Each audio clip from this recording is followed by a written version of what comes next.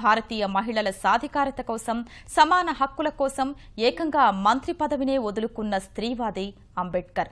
సమాజ ప్రగతి స్త్రీలు సాధించిన ప్రగతిపై ఆధారపడి ఉంటుందన్న అభ్యుదయవాది. మాటలతో ఆగిపోకుండా ఆచరణాత్మకంగా పనిచేసిన స్త్రీ పక్షపాతి అంబేద్కర్.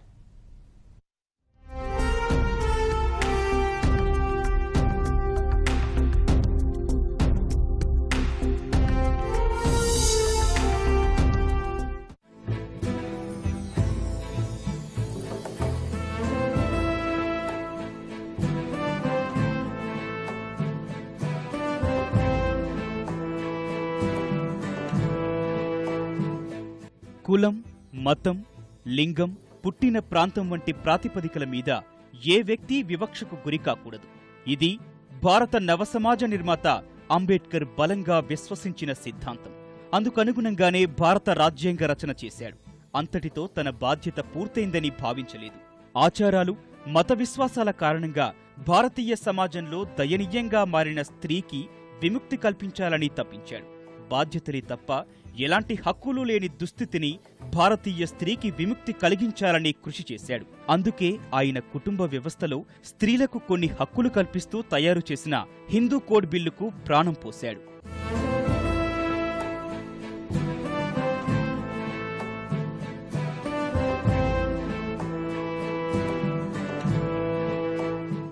కుటుంబంలో మగపిల్లలతో సమానంగా ఆడపిల్లలకు సమాన హక్కులు ఉండాలి. పిల్లలను దత్తత చేసుకునే హక్కు, దత్తత ఇచ్చే హక్కు స్త్రీలకు ఉండాలి. కులాంతర, మతాంతర వివాహాలు అనుమతించాలి. మగవారికి ఒకరికంటే ఎక్కువ మంది పెళ్లి చేసుకునే హక్కును రద్దు చెయ్యాలి. ఇలాంటి విప్లవాత్మక చర్యలే సమాజంలో స్త్రీల అభ్యుదయానికి దోహదం చేస్తాయని అంబేద్కర్ ప్రగాఢంగా నమ్మాడు. అందుకనుగుణంగానే కేంద్ర న్యాయమంత్రిగా ఉన్న సమయంలో హిందూ కోడ్ను రూపొందించి ఆమోదం కోసం శతవిధాలా ప్రయత్నించాడు. స్త్రీలకు సమాన హక్కులు కల్పించే ఈ బిల్లు కోసమే ఆయన ఎన్నో అవమానాలు సహించి కూడా మంత్రి పదవిలో కొనసాగాడు. రాజ్యాంగం తర్వాత రాజ్యాంగ ప్రయోజనాలు స్త్రీలకు ఇంకా పూర్తిగా అందట్లేదు. వాటిని కొన్ని చట్టాల రూపంలో క్రోడీకరించి తీసుకురావాలని హిందూ కోడ్ బిల్ని బాబాసాహెబ్ అంబేద్కర్ ప్రతిపాదించడం జరిగింది. హిందూ కోడ్ బిల్లో ఆయన ప్రవేశపెట్టిన 4 అంశాలు. ఒకటి ఆస్తి హక్కు, ఒకటి విడాకుల హక్కు, దత్తత హక్కు, వారసత్వ హక్కు. సో దీనివల్ల స్త్రీల మార్పు అంటే వాళ్ళ స్థితిగతుల్లో మార్పు వస్తుంది. ఆస్తి హక్కు ద్వారా వాళ్ళకు ఒక అస్తిత్వం వస్తుంది. వాళ్ళు ఒక జీవితంలో ఒక స్వేచ్ఛగా జీవించే హక్కు వాళ్ళకు ఉంటుంది అని అంబేద్కర్ ప్రతిపాదించారు. కానీ అప్పుడున్న సనాతనవాదులకి అది గిట్టలేదు. అంబేద్కర్ హిందూ కోడ్ బిల్లును తయారు చేస్తున్నారన్న విషయం తెలిసిన నాటి నుంచే దేశంలోని సంప్రదాయవాదులు గగ్గోలు పెట్టారు. ప్రతిఘటించేందుకు ఎన్నో ప్రయత్నాలు చేశారు.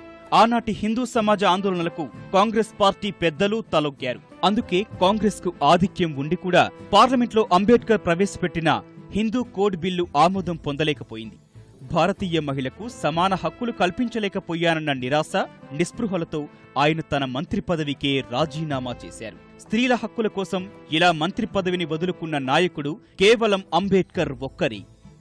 మహిళలకు కూడా సమాన హక్కులు ఉండాలని చెప్పేసి హిందూ కోడ్ బిల్లును ప్రవేశపెట్టడం జరిగింది.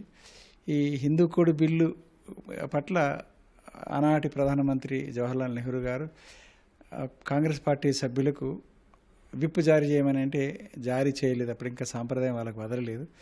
దానివల్ల హిందూ కోడ్ బిల్లు వీగిపోయింది. నిజానికి అది భారత రాజ్యాంగంలో చేర్చాల్సింది, వీగిపోయిన తర్వాత నేను న్యాయశాఖ మంత్రిగా ఉండి ఏం ఉపయోగం, నేను మహిళలకు మేలు చేయలేకపోయాననేటువంటి బాధతో ఆయన న్యాయశాఖ మంత్రికి రాజీనామా చేయడం జరిగింది.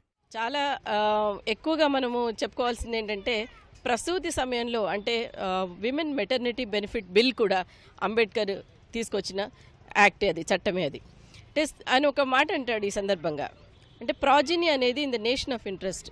భారతదేశ శ్రేయస్సు కోసం అంటే స్త్రీలు తల్లులుగా ప్రసవించే సమయంలో కూడా వాళ్ళకి అంతకుముందు కనీసం ఒక సెలవులు మాత్రమే ఉండేవి. ఆ సెలవుల్లో కూడా వేతనంతో కూడిన సెలవులు ఇవ్వాలని అంబేద్కర్ ప్రతిపాదన.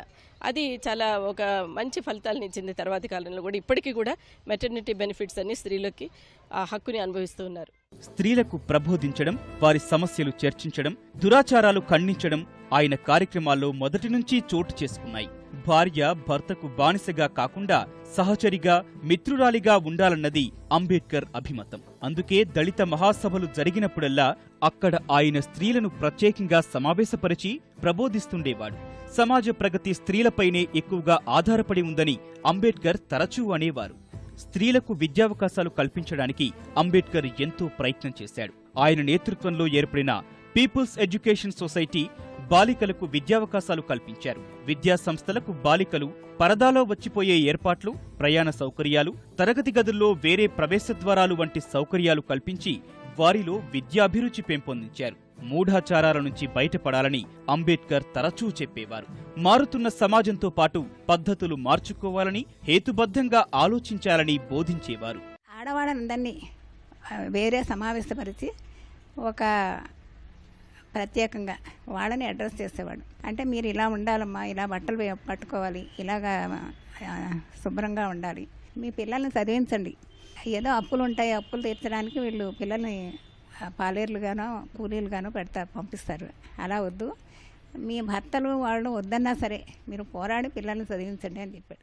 నిమ్న జాతుల్లోని మహిళలకు శుభ్రమైన దుస్తులు ధరించడం, పరిశుభ్రత పాటించడం వంటి అంశాలు అంబేద్కర్ ఎక్కువగా బోధించేవాడు. వేశ్యావృత్తిలో మగ్గిపోతున్న దళిత స్త్రీలను తీవ్రంగా మందలించేవాడు. ఆ వృత్తి వదిలి వేరే పనుల ద్వారా సంపాదించడం నేర్చుకోవాలని దళిత సభల్లో చెప్పేవాడు. దేవదాసీలు, పత్రజే, ఝటే, ఆరధి, జోగితి వర్గాల నుంచి బలవంతంగా వేశ్యావృత్తిలోకి వస్తున్న మహిళలను సమీకరించి వారిని జాగృతపరిచేవాడు అంబేద్కర్. స్త్రీల సమస్యల పట్ల అంబేద్కర్కు విశాల దృక్పథం, విభిన్న సంస్కృతులు పరిశీలించడం వల్ల, విరామం లేకుండా ఎన్నో గ్రంథాలు చదవడం వల్ల, అసమానతలు లేని సమాజం కోసం కలలు కనడం వల్ల అలవడింది. కుటుంబంలోని పురుషులు చెడు అలవాట్లకు లోనైతే వారిని నయ్యానా భయానా మంచి మార్గంలోకి తేవాలని అంబేద్కర్ చెప్పేవారు. భర్త ఎలాంటి వాడైనా సహించి అతనికి విధేయంగా ఉండనక్కర్లేదనేవారాయన. భర్త ఎంతటి దుర్మార్గుడైనా అతనినే అనుసరించి ఉండాలని ప్రబోధిస్తున్న ధర్మశాస్త్రాలకు పూర్తి భిన్నంగా దుర్మార్గులైన భర్తలను వదిలివేయవచ్చని చెప్పేవారు. చెడ్డాలవాట్లకు లోనైన మగవాళ్ళు ఇంట్లో ఎవరైనా ఉంటే వాళ్ళని సన్మార్గంలో పెట్టడానికి ప్రయత్నించండి, అంతగా వాడు మారకపోతే వాళ్ళని వదిలేయండి అన్నాడు. ఆ మాట హిందూ దేశంలో ఎవ్వరూ అనలేదు. అంత అలాగా ఆయన మహిళల్ని సన్నద్ధులను చేశాడండి. ఆడపిల్ల చదువుకుంటాను అంటే ఒప్పుకునేవారు కాదు. ఆ అవతల వీధికి వెళ్ళి చదువుకుంటానంటే అగ్రకులాల వాళ్ళు కూడా ఒప్పుకునేవాళ్ళు కాదట. ఇంకా వేరే ఊరు వెళ్ళి చదవడం అనేది ఇంకా అవుట్ ఆఫ్ క్వశ్చన్ అనమాట. అలాంటి పరిస్థితుల్లో అంబేద్కర్ ఇలాంటి ఉపన్యాసాలు చేయడం వల్ల అన్ని కులాల వాళ్ళు లబ్ధి పొందారు. కేవలం నిమ్న కులాల వారికే ఆయన చేశాడు అనేది అది ఎలా వచ్చిందో ఇప్పుడు నాకు అర్థం కాదు. నిజానికి అంబేద్కర్ వంటి సాహసి, కృతనిశ్చయం గల నాయకుడు ఈ కాలంలో ఉండి ఉంటే మహిళా బిల్లు ఇంతకాలం పార్లమెంటు ముందు ఆమోదం కోసం ఎదురు చూస్తుండేది కాదేమోనన్న వ్యాఖ్యలు వినిపిస్తున్నాయంటే అది అంబేద్కర్ కార్యదక్షతకు అచ్చమైన నిదర్శనం.